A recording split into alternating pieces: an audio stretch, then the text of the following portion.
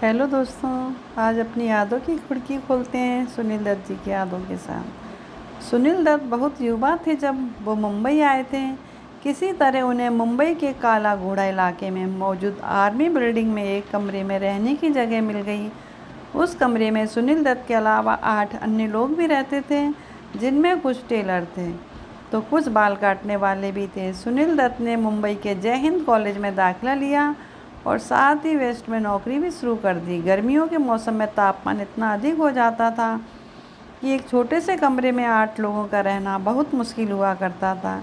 ऐसे में सभी लोग सोने के लिए फुटपाथ पर आ जाते थे। सुनील दत्त ने भी उस दौर में फुटपाथ पर ही रातें गुजारी। एक ईरानी रेस्टोरेंट था जिसके सामने सुनील दत्त और उनके वो रूममेट्स अपना बिस्तर लगाते थे। तो ईरानी रेस्टोरेंट रोज़ सुबह 5:30 बजे खुलता।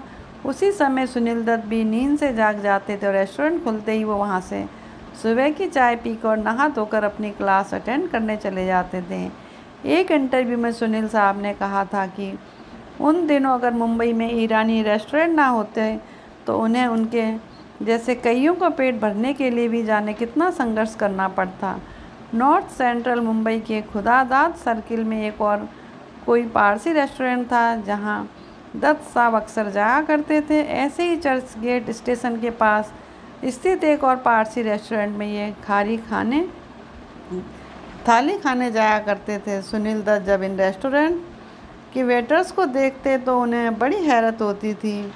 वेटर्स एक साथ 10-12 कप चाय लेकर आते थे और कोई भी कप गिरता नहीं था। उस ज़माने में दत्त साहब अपने कई और दोस्तों के साथ उन्हीं पारसी रेस्टोरेंट्स में बैठते थे और सब मिलकर विभिन्न मुद्दों पर बातें करते थे। उनका काफ़ी वक्त ईरानी रेस्टोरेंट्स में गुजरता था। दत्त साहब को वहाँ की चाय और ब्रेड रोल्स बहुत अच्छे लगते थे।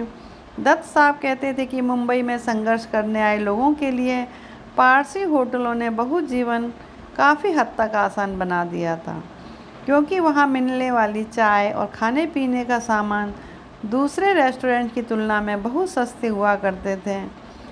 सुनील दत्त जी का जन्म जून 1929 को अविभाजित भारत के पंजाब राज्य के झेलम जिले में स्थित नक्का खुर्दा गांव में हुआ था।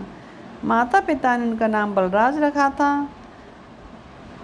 सुनील दत्त साहब को सत सत नमन। धन्यवाद।